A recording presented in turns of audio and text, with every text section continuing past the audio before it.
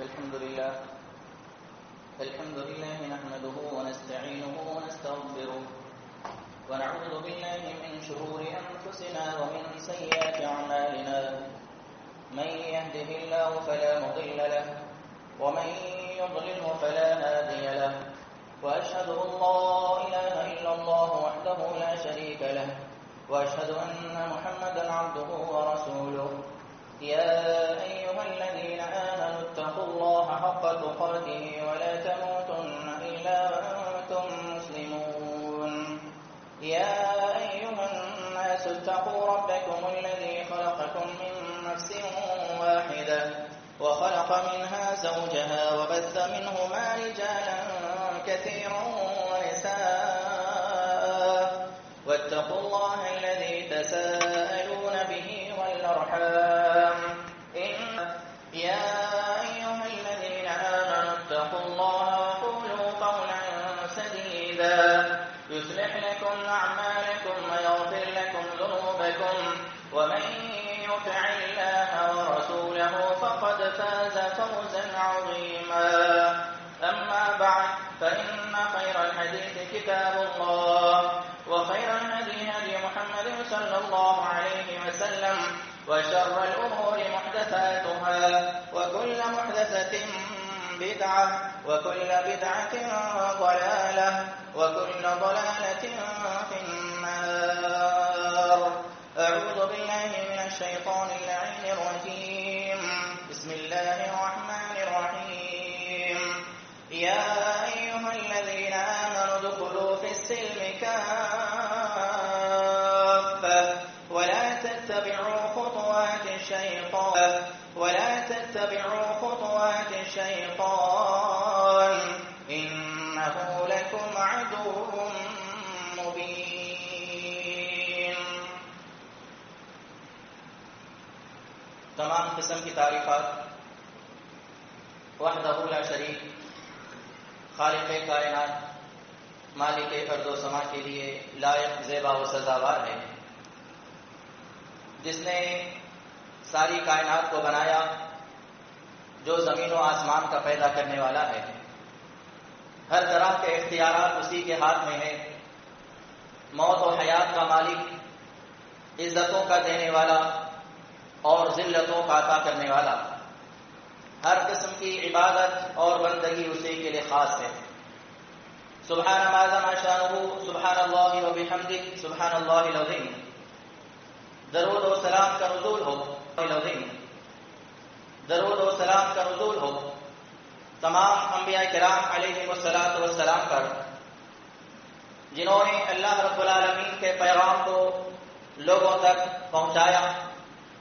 خصوصاً میرے اور آپ کے آخری نبی احمد مصطفیٰ، محبوب کبریا، مصدر مہر وفا، سرچشمہ صبر و رضا، منبع رشد و ہدی، امام الحرمین، امام القبلتین، جناب محمد الرسول اللہ صلی اللہ تعالی علیہ وعلی آلہ واصحابہ وبارک وسلم پر، جنہیں اللہ رب العالمین نے خاتم النبیین بنایا اور جنہیں ساری کائنات کے لیے نبی اور رسول بنا کر بھیجا گیا.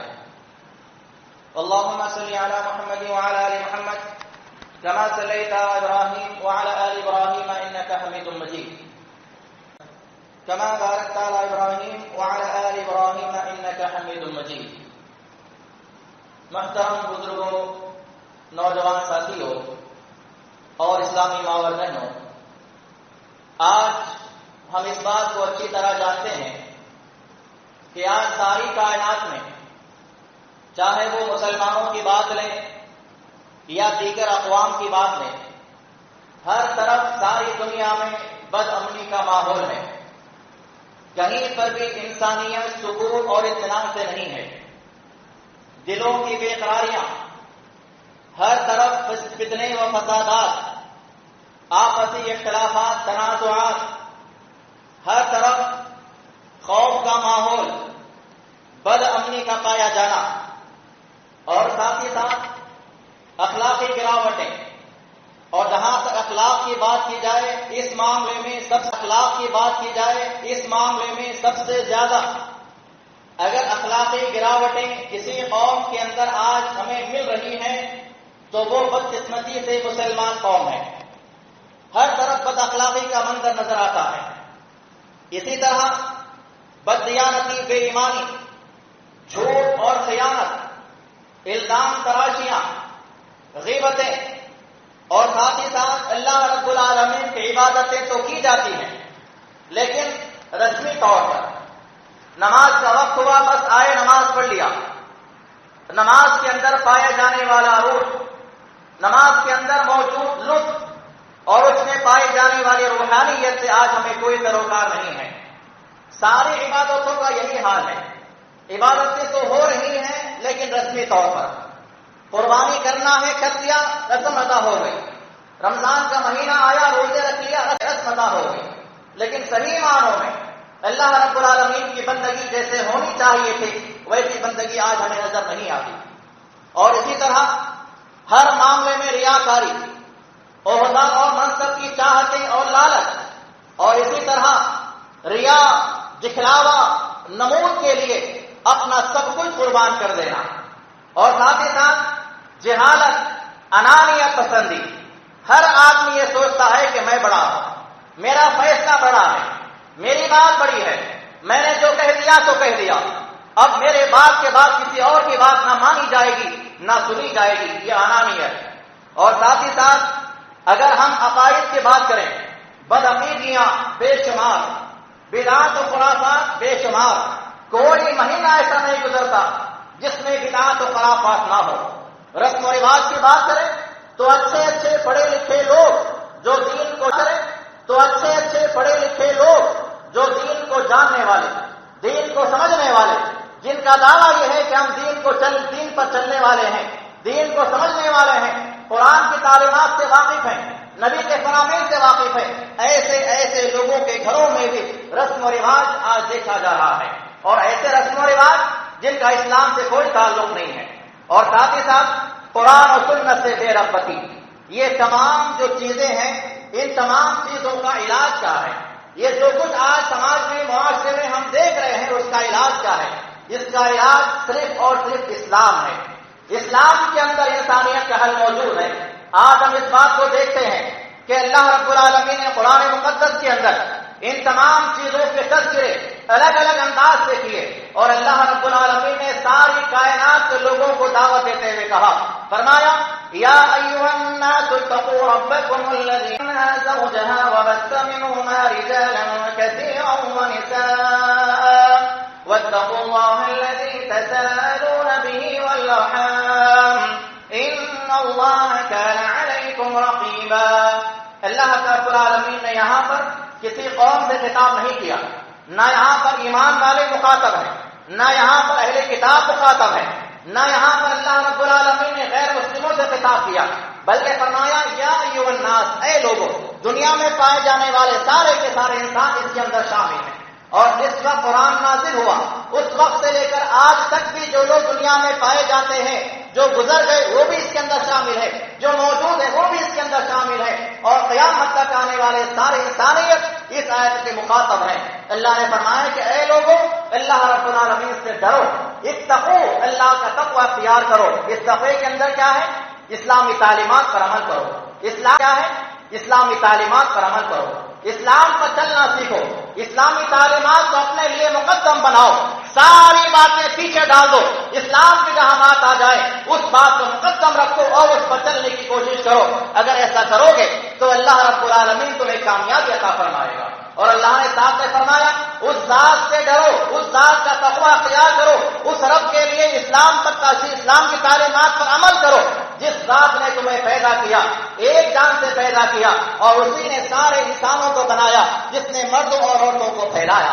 اور پھر دوبارہ فرمایا واتقوا اللہ الذی تساءلون به والارحام، اور اس ذات سے ڈرو جس کے دربار میں تمہیں دوبارہ کھڑا ہونا ہے، اپنے ایک ایک عمل کا حساب و کتاب دینا ہے، جہاں پر تم سے سوال کیا جائے گا تم نے فلاں عمل کیوں کیا، تم نے فلاں عمل کیوں نہیں کیا. اسلامی تعلیمات تمہارے سامنے موجود تھے، تم نے اپنے آبا و اجداد کی بات کو کیوں مانا. اسلامی تعلیمات تمہارے سامنے موجود، اسلامی تعلیمات تمہارے سامنے موجود تھے، تم نے اپنی من کی اور نفس کی بات کو کیوں مانا. یہ سارے سوالات تم سے قیامت کے دن پوچھے جائیں گے. والارحام، اور رشتے داریوں کے بارے میں تم سے سوال کیا جائے گا. اور ساتھ میں یہ بھی یاد رکھو ان اللہ کان علیکم رقیبا، اللہ تعالیٰ تم پر نگہبانی کرنے والا ہے. ایسا نہیں کہ تمہارا کوئی عمل اگر تم کرو گے تو اللہ کو اس کی خبر نہیں ہوگی. تمہارے ہر عمل کی خبر اللہ رب العالمین کے پاس موجود ہے، اور وہ تمہارے سارے اعمال کا حساب و کتاب کر رہا ہے. تمہارے سارے اعمال اس کی نگاہوں کے سامنے ہے. وہ تمہارا نگران ہے، وہ تمہارا محافظ ہے، وہ تمہارے اوپر سرپرست ہے. اللہ رب العالمین کی نگاہوں سے، اس کے علم سے، اس کے خبر سے کوئی چیز نہ چھپی ہوئی ہے، نہ قیامت تک کوئی چیز چھپ سکتی ہے. اللہ رب العالمین نے یہاں پر سارے انسانیوں کو انسانیت کے اندر داخل ہونے کی تعلیم دی. آج اللہ رب العالمین نے لوگوں کو اسلامی تعلیمات پر عمل کرنے کی دعوت دی، اور اس میں تمام انسان ہیں کہ آج انسان تو نظر آتے ہیں، انسان تو بے شمار ہیں، ہر علاقے میں، ہر گاؤں میں، ہر خطے میں، ہر ملک میں انسان پائے جاتے ہیں، لیکن انسانیت نظر نہیں آتی. انسان تو موجود ہے، انسانیت نظر نہیں آتی. اور یہی انسانیت سکھانے کے لیے اسلام آیا ہے. یہ انسانیت سکھانے کے لیے اللہ رب العالمین نے انبیاء کا سلسلہ شروع کیا اور جاری کیا. بے شمار انبیاء و رسل دنیا کے اندر آئے. ان تمام کے آنے کا مقصد کیا ہے؟ اللہ رب العالمین نے بیان فرمایا سورہ نساء کے اندر انا اوحینا الیک کما اوحینا الی نوح والنبیین من بعده واوحینا الی ابراہیم واسماعیل واسحاق ویعقوب والاسباط وعیسی وایوب ویونس وہارون وسليمان وآتينا داود زبورا ورسلا قد قصصناهم عليك من قبل ورسلا لم نقصص عليك وكلم الله موسى تكليما. اللہ رب العالمین نے یہاں پر محمد الرسول اللہ صلی اللہ علیہ وسلم سے خطاب کرتے ہوئے کہا اے نبی کریم صلی اللہ علیہ وسلم، ہم نے آپ کی جانب اسی اسلام کی وحی کی ہے. ہم نے آپ کی جانب اسی دین کو روانہ کیا ہے جس دین کو ہم نے آپ سے پہلے نوح کی جانب بھیجا تھا، ابراہیم کی جانب بھیجا تھا، اسماعیل کی جانب بھیجا تھا. اسحاق کو وہ دین کی تعلیم دینے کی دعوت دی تھی. ایوب علیہ السلام کو ہم نے اسی دین کی طرف روانہ کیا تھا. عیسیٰ علیہ السلام، موسیٰ علیہ السلام، اور اسی طرح سارے انبیاء کا تذکرہ اللہ نے بیان فرمایا. اور ساتھ میں یہ بھی کہا اے نبی کریم صلی اللہ علیہ وسلم، یہ کچھ نام ہیں جو آپ کو بتائے جا رہے ہیں، اس کے علاوہ بھی اور بے شمار انبیاء دنیا میں آئے ہیں جن کے بارے میں آپ کو نہیں بتایا گیا. رسلا قد قصصناهم عليك، اللہ نے فرمایا کہ لم نقصصهم عليك، یہ بے شمار انبیاء ہیں جن کا تذکرہ آپ کے سامنے کیا جا رہا ہے. لیکن اس کے علاوہ بھی انسانیت کو اسلام کی دعوت دی.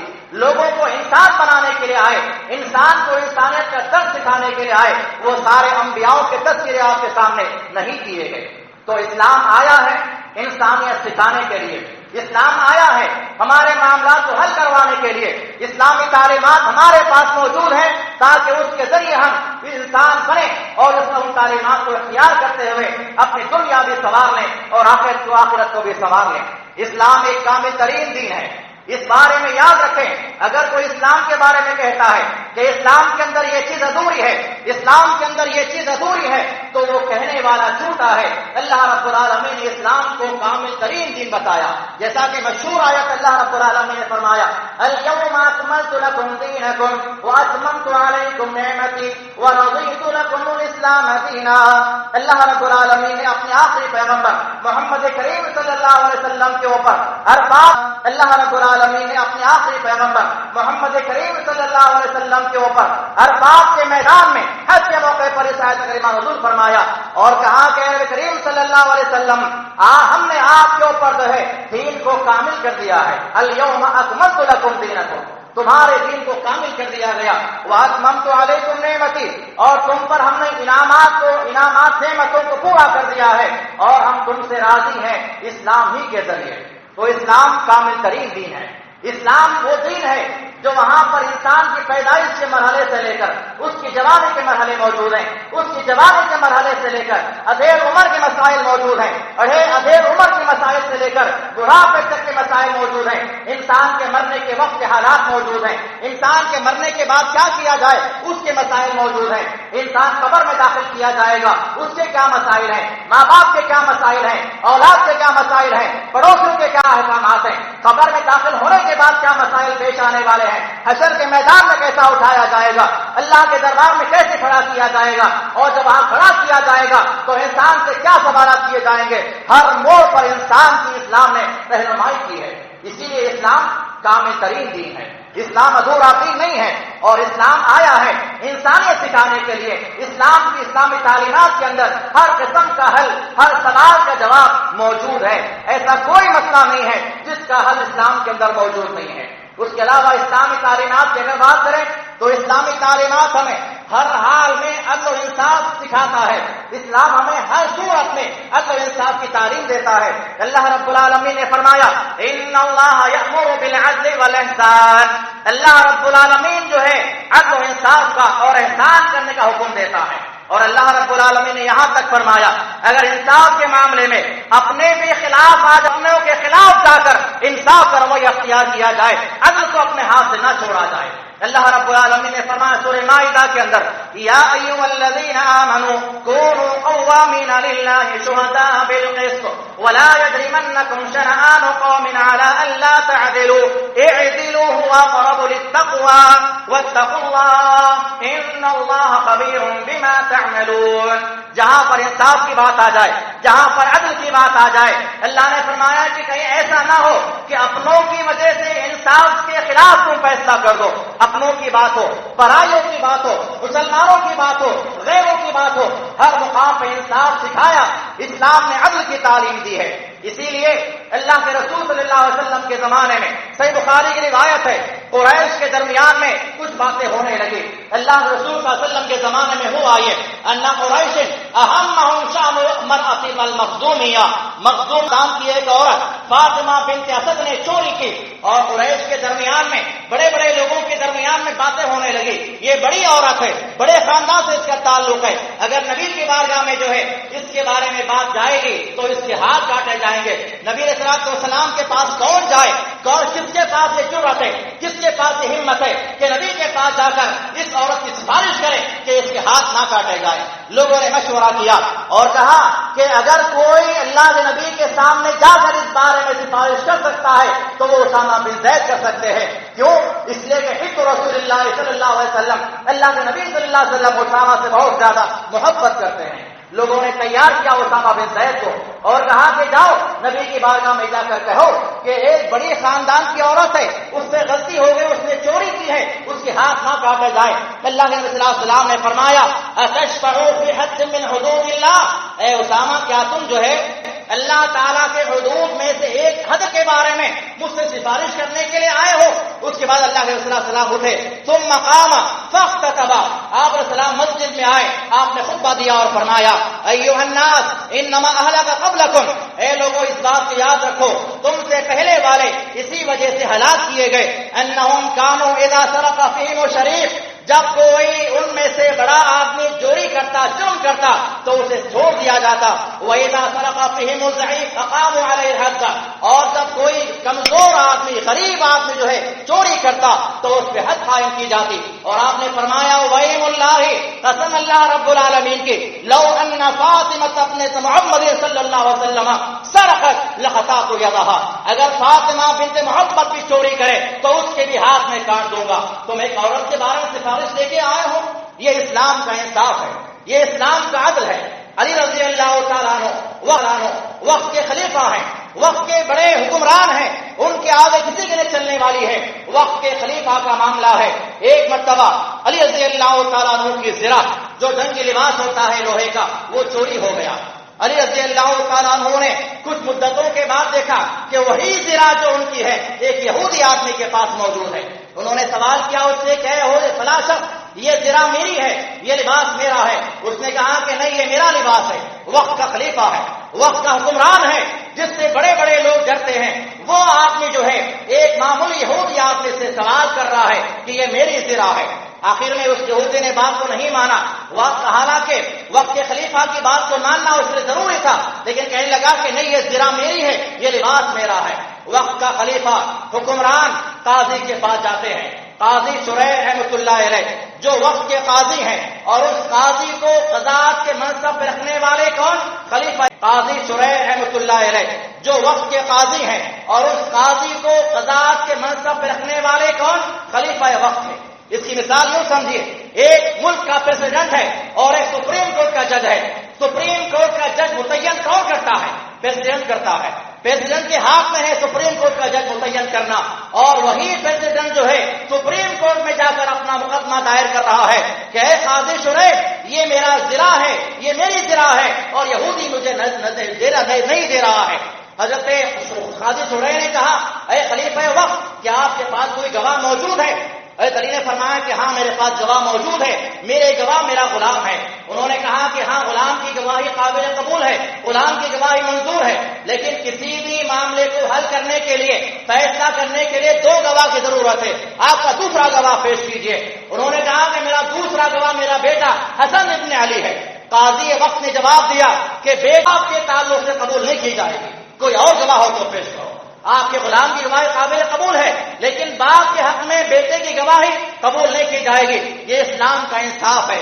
علی رضی اللہ عنہ نے فرمایا کہ نہیں، میرے پاس دوسرا کوئی گواہ نہیں ہے۔ قاضی وقت نے فیصلہ دیا کہ یہ زرہ جو ہے اسی آدمی کی ہے، یہودی آدمی کی ہے، اس لیے کہ آپ نے جو ہے گواہ کو پیش نہیں کیا، اس لیے شرعی عدالت اس بات کو فیصلہ کرتی ہے کہ یہ زرہ جو ہے یہودی کو دے دی جائے۔ وقت کا خلیفہ انصاف، اسلام کی تعلیمات عدل و انصاف پر مبنی ہے، تو اسلام جو ہے انصاف سکھانے والا دین ہے۔ انصاف کسی کے ساتھ جو اسلام بے انصافی کی تعلیم نہیں دیتا۔ اس کے علاوہ اسلام نے انسان کو بندگی کرنا سکھایا، اسلام نے انسان کو اپنی پہچان کروانا سکھایا، اسلام نے سکھایا کہ انسان کو جاننا چاہیے کہ اس کا پیدا کرنے والا کون ہے، اس کو کھلانے والا کون ہے، اس کو روزیاں دینے والا کون ہے۔ اور جب اللہ رب العالمین قرآن مقدس کے اندر کی تعلیم دی ہے کہ اگر اللہ رب العالمین جو ہے زمین میں پانی جو موجود ہے اسے جذب کر لے تو اللہ کے علاوہ کون ہے جو تمہارے لیے پانی لے کر آئے، تمہارے لیے پانی میسر کرے، مہیا کرے۔ اللہ رب العالمین نے اسلامی تعلیمات کے ذریعے، قرآن مجید کے پیغام کے ذریعے، انبیاء اور رسول کے ذریعے یہ بات سکھلائی اور اسلامی تعلیمات کو عام کیا۔ اس کے علاوہ ایک بنیادی بات، اسلامی تعلیمات یہ ہر دور کے لیے ہے، ہر زمانے کے لیے ہے۔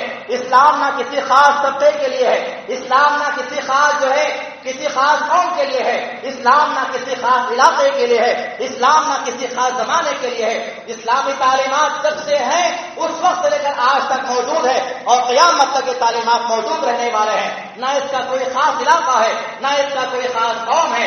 اسلام ساری انسانیت کے لیے حل ہے اور اس کی تعلیمات تمام انسانیت کے لیے رہنمانہ اصول پیش کرتے ہیں۔ اور اس کے علاوہ اسلام جب نہیں تھا تو لوگوں کے اندر کیا چیز پائی جاتی تھی؟ جب اسلام نہیں تھا لوگ بتوں کی عبادت کرتے تھے، جیسا کہ ابو رجا رضی اللہ عنہ بیان فرماتے ہیں، صحیح بخاری کی روایت ہے، کنا نعبد الحجر، ہم جو اسلام سے پہلے بتوں کی عبادت کرتے تھے، اور جب جو ہے پتھروں کی عبادت کی جاتی تھی، ہمیں اس کے بعد اگر کوئی نیا پتھر دکھ جاتا ہم پہلے والے پتھر کو پھینک دیتے، نئے پتھر کو لے آتے اور اس کی عبادت کرنا شروع کر دیتے۔ اور جب پتھر نہیں ملتا ہم کیا کرتے؟ مٹی کے ذریعے بتوں کو بنایا جاتا اور اس کے اوپر جو ہے بکری کو لایا جاتا، بکری کا دودھ اس پہ نکالا جاتا اور اس کی عبادت شروع کر دیتے۔ اسلامی تعلیمات کے ذریعے ہم نے ان تمام چیزوں کو چھوڑا۔ اور اس کے علاوہ اخلاقی گراوٹیں، شراب اور جوا، سودی لین دین، لڑکیوں کو زنا درگور کیا جانا، عورتوں کے حقوق کو جو ہے پامال کرنا، یہ ساری چیزیں اسلام سے پہلے موجود تھی۔ اسلام آیا، اس حقوق کو بتلایا، اور اس کے علاوہ لوگ اس زمانے میں صحیح دین کے متلاشی سے لوگ صحیح دین کو تلاش کرنا جو ہے چاہتے تھے، صحیح دین پر عمل کرنا چاہتے تھے۔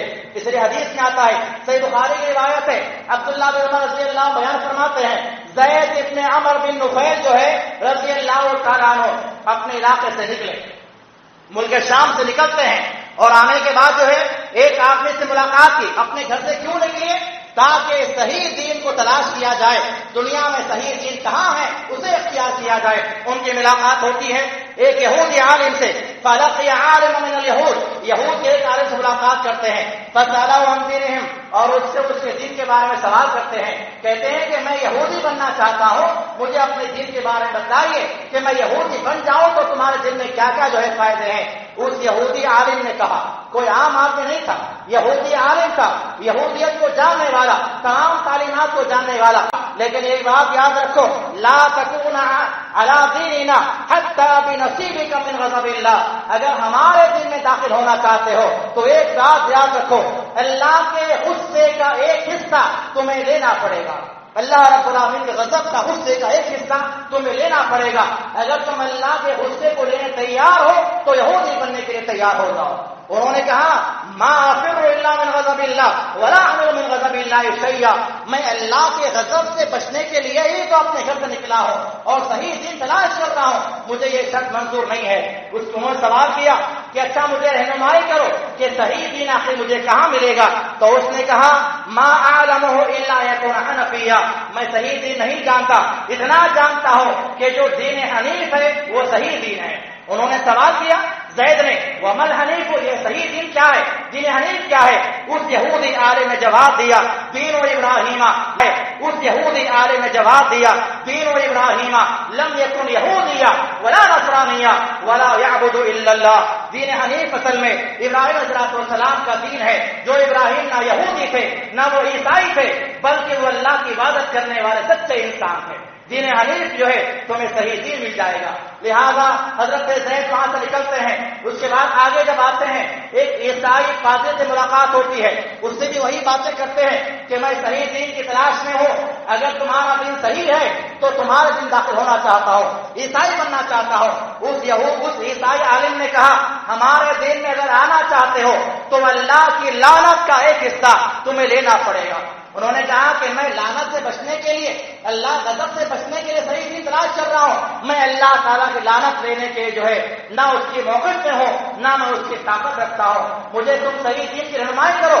اس نے بھی کہا کہ اگر تمہیں صحیح دین اسلام ہے، ابراہیم صلی اللہ علیہ وسلم اسلام کے ماننے والے تھے، نہ وہ یہودیوں میں سے تھے نہ وہ عیسائیوں میں سے تھے، بلکہ وہ اللہ کی عبادت کرنے والے شخص تھے اور وہ اللہ کے نبی تھے۔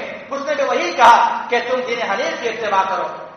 اس کے بعد حضرت زید رضی اللہ تعالیٰ عنہ آتے ہیں اور اس کے بعد جب باہر آئے تو انہوں نے کہا، اپنے دونوں ہاتھوں کو اٹھایا اور کہا اللہم انی اشہد انی علی دین ابراہیم علیہ السلام، اے اللہ تو گواہ رہنا کہ میں ابراہیم علیہ السلام کے دین پر قائم ہوں اور اسی کی اتباع کرنے والا ہوں۔ تو اسلام کے لوگ متلاشی ہیں، صحیح دین کو لوگ تلاش کرنا چاہتے ہیں، لوگ صحیح دین کو ڈھونڈ رہے ہیں۔ آج بھی وہی زمانہ ہے، آج کا دور تو وہی زمانہ ہے، آج کا دور وہی دور ہے، لوگ صحیح دین کے متلاشی ہیں، صحیح دین کو جاننا چاہتے ہیں، اسلامی تعلیمات ان تک پہنچایا جائے تو وہ اسلام کے اندر داخل ہونے کی فکر کرنے والے اور کوششیں کرنے والے ہیں۔ اللہ رب العالمین نے قرآن مقدس کے اندر اسلامی تعلیمات عمل کرنے والوں کے لیے ایک خوشخبری سنائی اور فرمایا جو لوگ اسلامی تعلیمات کو مان کر اس کے مطابق اپنے آپ کو رہیں گے، اپنے آپ کو ڈھال لیں گے اور اسلامی تعلیمات پر عمل کریں گے، اللہ رب العالمین نے ایسے لوگوں کو جہنم سے آزاد کیا ہے۔ تو یہ اسلامی تعلیمات ہے، یہ اسلام انسانیت کا حل ہے، اسلام کے اندر انسانیت کے تمام مسائل کا حل موجود ہے، انسان کا چھوٹا مسئلہ ہو، انسان کا بڑا مسئلہ ہو، ہر مسئلے کا حل اسلام کے اندر موجود ہے۔ اسی لیے کسی شاعر نے کہا ہے اسلام کا پیغام ہے امن اور آشتی، اسلام کا پیغام ہے امن و آشتی، محبت، اخوت اور صلہ رحمی، انسان کو عزت، بشر کو وقار، اسلام دیتا ہے سب کو پیار، نہ رنگ و نسل نہ کوئی فرق و بام، ہے سب کے لیے ایک ہی داستان، جس نے غلاموں کو آزادی دی وہی دین حق ہے، خدا کی گواہی دی۔ اسلام نے سکھایا ہے جہاں ظلم ہو یا ہو باقا کسی کا، اسلام ہے ہر درد ایک آدمی کا، انسانیت کا اصل محافظ ہے یہ، امن و سکون کا پیغام بر ہے یہ، اسلام ہے شمع راہ حیات یہی ہے فلاح، یہی ہے نجات، آؤ گلے ہم لگائیں سبھی، اسلام سے رشتہ جوڑے ابھی۔ یہ اسلامی تعلیمات ہے، اسلامی تعلیمات پر عمل کرنے والے دنیا کے اندر بھی کامیاب ہوں گے اور اخروی طور پر بھی ان کے لیے اللہ کی بارگاہ میں نجات اور کامرانی یقینی ہے۔ دعا ہے کہ اللہ تعالیٰ جو کچھ بھی کہا گیا ہے کہنے والے کو، سننے والوں کو کہی اور سنی باتوں پر عمل پیرا ہونے کی توفیق عطا فرمائے۔ اللہ تعالیٰ ہمیں صحیح معنوں میں اسلامی تعلیمات کو جان کر اس پر عمل پیرا ہونے کی توفیق عطا فرمائے۔ ہر قسم کی بدعت و خرافات سے، رسم و رواجوں سے اور تمام قسم کے باطل نظریات سے، باطل افکار سے اے اللہ ہم تمام کو محفوظ رکھ دے۔